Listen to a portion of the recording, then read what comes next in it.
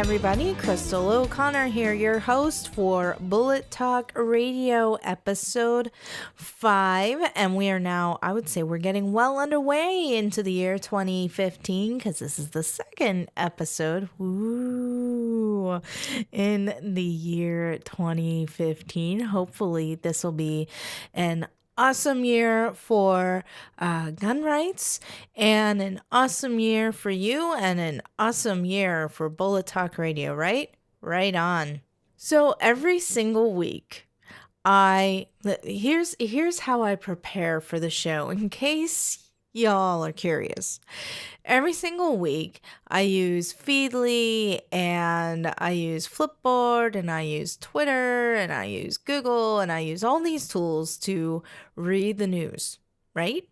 And as I see anything gun related, good, bad, fun, sporting, political, whatever, I save it to my Pocket. If you're not familiar with Pocket, Pocket is a web app. It's also available on iOS and Android, and it allows you to save out all kinds of articles. They become text searchable. You can filter them out by keywords, tags, things like that. And I tag everything as firearms. Once I put it in an episode, I tag it as to which episode it's in, yada, yada, yada. And every single week, I just read the news. And as I find things, I pocket them. And when it comes to Sunday morning, I wake up, I get my coffee, I sit down at the kitchen table, and that's when I take everything and I create episode notes. And I open up my Pocket and I go through all the stuff I saved out for the week to see what's going to make it into the show. And every single Sunday morning, I sit down at the table and I say, I don't know if I'm going to have enough stuff to fill a whole half-hour show for these folks. And by the time I'm done writing my show notes, I will have left out several articles, sometimes as many as 10 articles that are worth talking about, but I just don't have time to get to them. Either that, or honestly, sometimes you get so much negative stuff that you pick the things you think might be the most important to focus on, and then you find the good stuff and you go with that instead, because you can't focus on the negative all the time. That's what drove me insane the last time I booted this show. So, but every single week I sit down and I think, I'm just not going to have enough stuff. And then 2-3 hours later, after I finish compiling all my notes and I look back at what I haven't used, I realize, oh man, I have more than enough. I am not disappointed by the news that is presented to me throughout the week. So this is the conversation I have with my husband this morning. I'm just not sure if I'm going to have enough stuff. He says, well, you just wait until you finish filling everything up. But honey, I don't know if I can fill this all in under a half an hour. Is this going to have to become an hour-long show again? So with that, let's get to the news. We're going to start in the great state of Michigan, which has passed 2 pro-gun bills, removing gun boards and turning the state into a shall-issue state. So previously, Michigan was a maybe we'll issue it state, and you would apply to your county for your permit. When you apply, the county has a board. It's sounding like there were up to 3 people that held certain positions that would sit on this board, and that board would decide whether or not you really needed that permit. Now, according to their laws, you weren't required to appear in front, or they were not required to request you appear in front of the board. However, apparently in the past, in Traverse County, every applicant was requested to appear in front of the board. Well, that will occur no more. The law has gone into effect already. However, counties must be up to speed by October 1st. They're now a shall issue state, very similar to Pennsylvania. Going forward, there will be county clerks who will issue carry permits after the applicant passes the appropriate background checks. The new process is literally cheaper. So the cost for the permits is decreasing from $105 per permit to $90 per permit. The bills were Senate Bill 789 and Senate Bill 790, which work together to mandate the end of this review process. So there is an article that will be linked to in the show notes, but Michigan, you're now shall issue. Welcome to the 21st century. And from Michigan, we are going to jump over to New Jersey. Now, I have family in New Jersey, so for family who might be listening to this show, please do not take this personally, but I go out of my way not to go to New Jersey because their carry laws are so crazy. Though I am on the complete opposite side of the state, so what harmed me more was traveling to Ohio, and that's been fixed. But I digress. Your great, wonderful governor over there in New Jersey, Mr. Chris Christie, is at it again. He's tightening restrictions for gun shops, wholesalers, and manufacturers there in New Jersey. The new rules would require dealers to immediately notify state police if their security systems fail. If the system can't be fixed in 24 hours, the dealer may move the firearms to another licensed location with approval from the state police. Also requires that no guns or ammo be stored at a location other than licensed premises pre-approved by the state police. Lost and stolen regulations are now down from 48 hours to a 24-hour mandate. Will also require dealers and manufacturers to make maintained records available for inspection by the state police. Oh, I like that one. The new rules would also require employees to maintain retail licenses in order to access any records of gun buying and selling kept by a dealer, and that employee must maintain a separate retail license for each location the employee works. According to the article coming from NJ.com, public comments on the proposal can be submitted by February 13th to the State Police Firearms Investigation Unit. I have 2 articles on this topic, both of which will be linked to in the show notes. And in case you are a new listener, my show notes are posted with every single episode as soon as it is released up at bullettalkradio.com, or if you subscribe to the show through something like iTunes or Stitcher, the show notes are available to you when you subscribe. Moving from New Jersey to Colorado, we are all over this continent today. Colorado is becoming ground zero for the Second Amendment fight. Dun, dun, dun. Again. According to guns.com, Colorado could see pro-gun bills repealing things such as the universal background checks, so-called universal background checks, the high-capacity magazine limits, fees that were added to the background checks, required mental health reporting, and others. Of course, there's also the question that was put out there of if citizens must respond on the permit application as to if they are a pot smoker or not. We discussed this in episode 4, and I put the link for that article also back in this episode's show notes in case you missed it last week. Next up, we're going to move to Kansas City, but this is quite a sad story. This hails from the gun store She's a Pistol. Now, I've never heard of a gun shop like this. As far as I know, we certainly don't have anything like this in Western PA. Maybe I should open one. Just kidding. But honestly, it's a really neat concept. It is a gun store built and aimed towards empowering women. So they do shooting classes by licensed instructors geared towards women. They bring in products such as concealed carry options and so forth geared towards women. It was opened by a husband and wife team, Becky and John Biker. Becky opened the store as a place women could go for top-notch instruction, knowledge, and equipment. No one has anything bad to say about this couple or the store. These are definitely some of the good guys. However, they were robbed.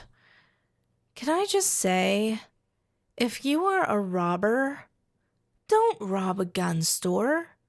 I mean, what are you thinking? Really? I don't get it. In this case, the robbers decided it would be a really great idea to rob the store in daylight, and the owners were actually in the store. The robbers were shot at least 3 of them were hit. The husband, John, has unfortunately passed on. He passed away 2 hours later at the hospital from, of course, gunshot wounds.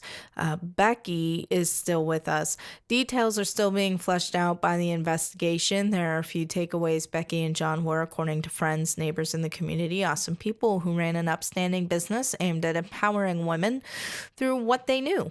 Firearms. Becky put up a statement on the Facebook page. I will quote, "Thank you to my friends, family, and community for their love, prayers, and support during this very difficult time. I have lost my husband in this senseless murder.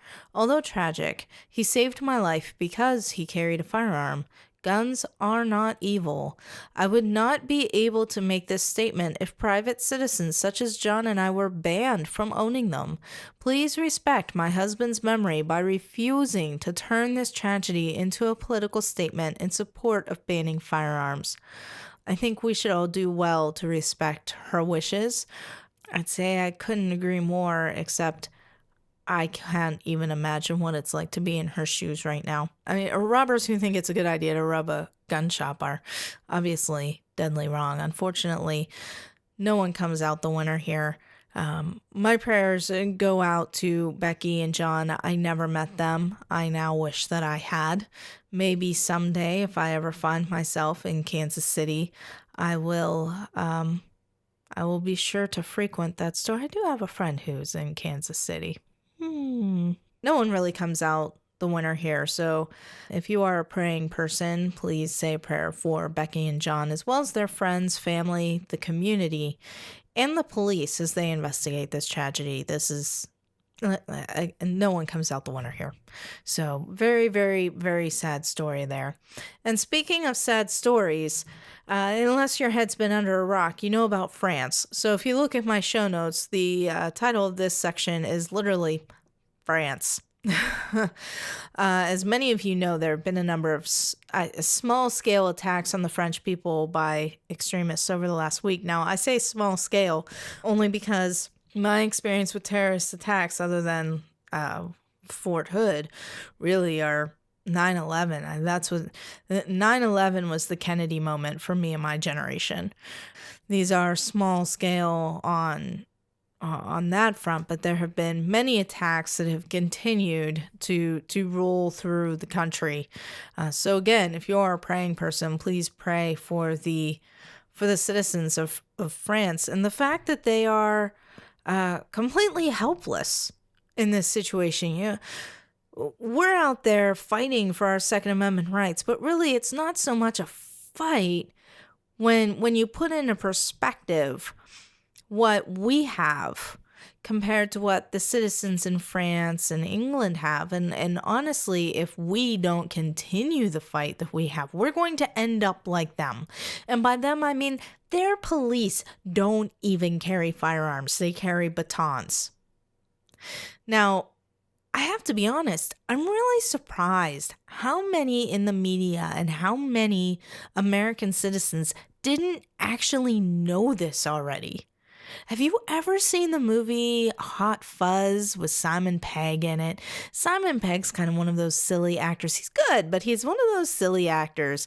And I like him, when I just want to sit on the couch and watch something, sorry, Simon, but stupid, where I don't have to think and it just makes me giggle. I pull out a Simon Pegg movie. It's Brit humor. And Hot Fuzz is a movie about a police officer who gets relocated out to the countryside, and they don't have firearms, and they actually make fun of this point in that movie, and that movie has been out for many years, and this is not new news. So if you didn't know this now. if somebody attacks you with a gun in France or in England and you are not allowed to have a gun, don't think the police, when they show up, are any better off than you. Because they aren't.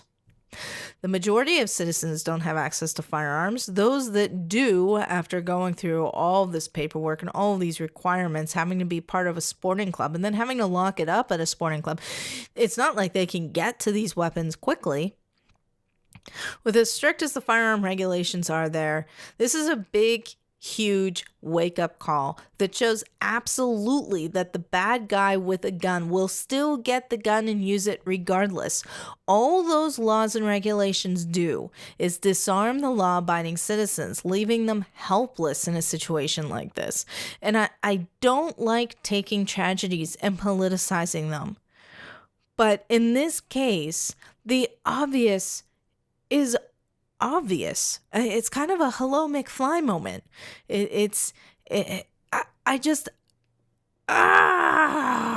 The gun issue here likely won't become an issue after this event, though it absolutely should be an issue on their citizens' minds. I mean, just think about it. If you are in the United States, at least if you're not in New York and you're not in California, if you're in the United States and you're at a grocery store, or you're sitting in the movie theater, or you're sitting at a Starbucks, the likelihood of someone else having a firearm on them, even if it's not you, is pretty high in comparison. If someone comes in to perform a mass attack, you may not get off the first shot. But if you aren't the first person taken out, you can drastically reduce the number of people who are taken out by the terrorist, by the attacker. This has been shown over and over and over again. There have been numerous instances, malls, where somebody comes in wanting to kill as many people as they can. They get taken out by a concealed carrier. And in those cases, innocent standbys are not shot. John Lott himself went over this one. So that argument from the antis doesn't fly. But anyway, what tools can be employed by the French or the English or those under the thumb of the EU? What tools can they employ to not be so helpless? Well, none, because it's been outlawed. If they want to be a law-abiding citizen, there's not a thing they can do about it. So now we're going to move on to some fun stuff. Miss Tactici, otherwise known as Christy, was interviewed for NRA Sharp. Neat little blog if you haven't checked it out before. It's a culmination of Daniel Defense and the NRA. Christy has built a following online through Facebook, the use of YouTube videos, her own site, Twitter. I follow her on all of the above and have for quite some time.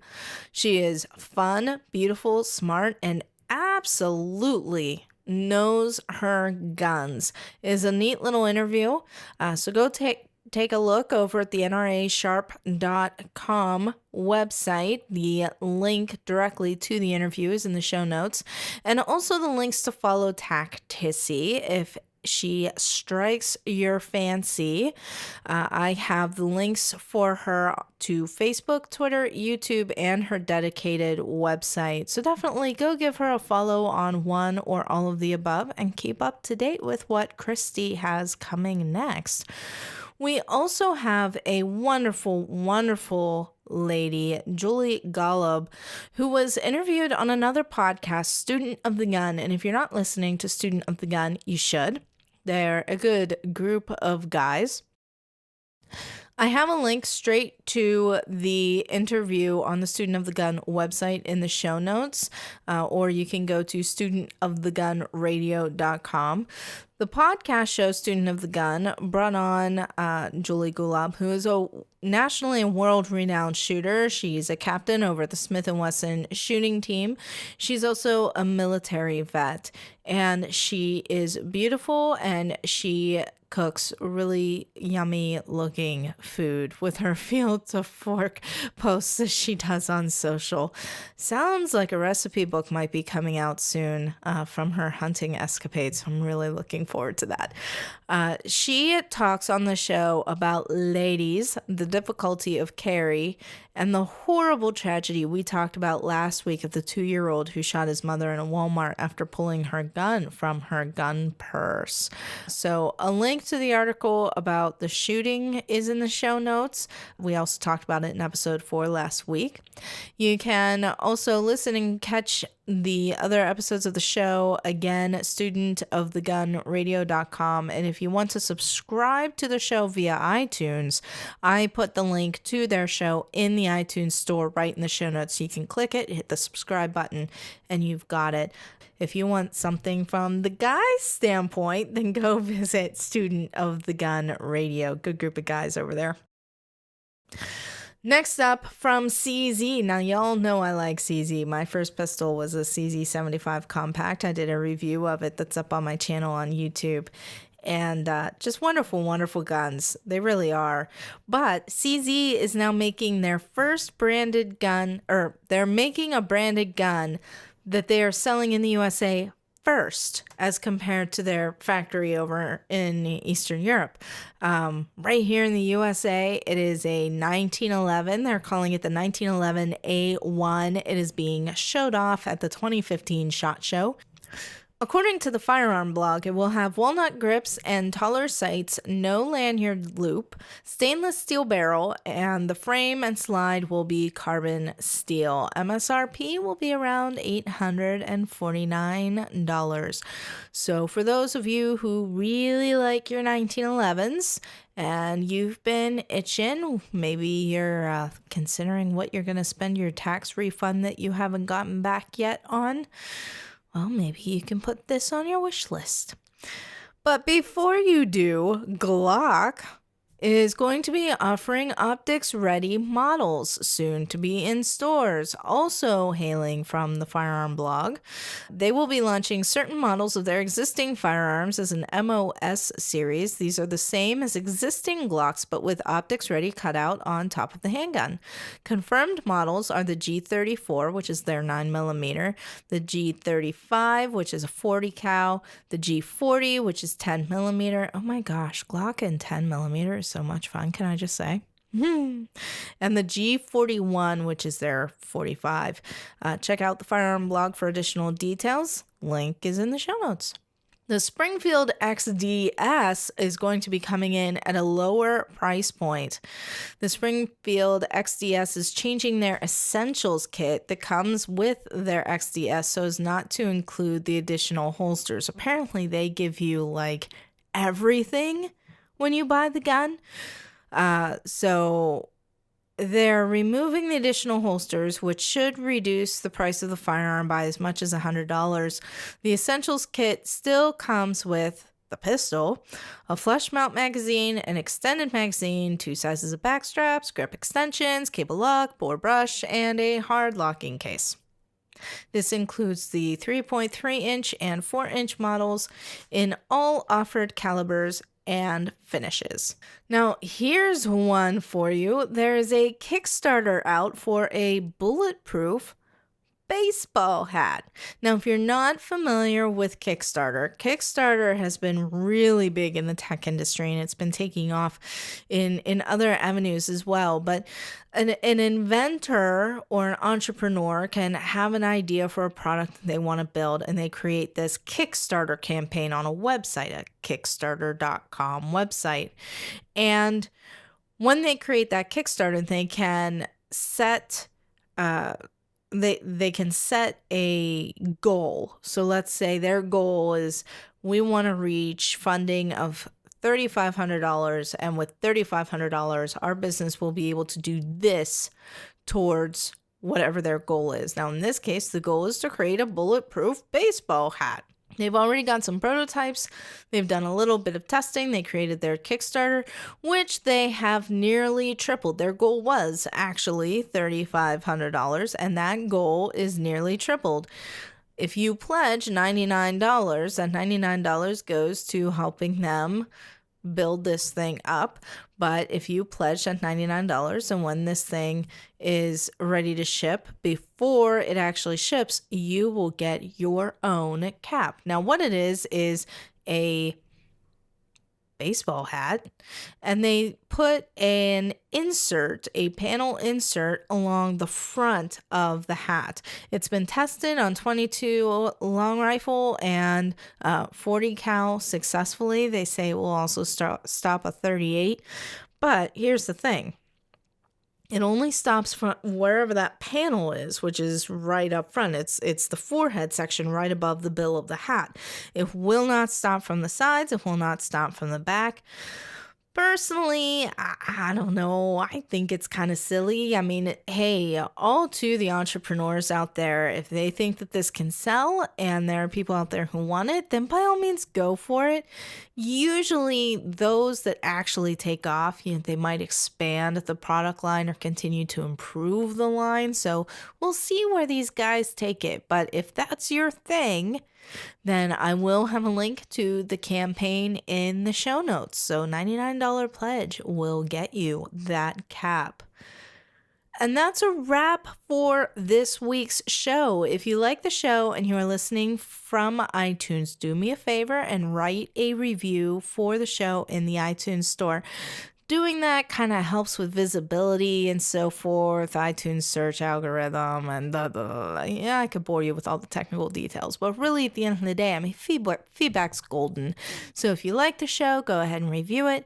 If you don't like the show and you want to review it. But send me a note at radio@bullettalkradio.com because I want to know too, so that I can, improve this show for you.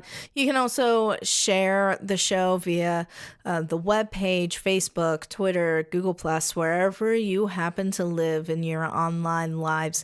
You can find me at bullettalkradio.com, on Twitter at bullettalkradio, on Facebook, facebook.com/bullettalk. And Google+, that's plus.google.com/bullettalkradio. And if you want to support the show, if you like what you are getting and you want to watch the show continue to grow and offer you more stuff, then you can support the show at patreon.com/bullettalkradio. That's patreon.com/bullettalkradio.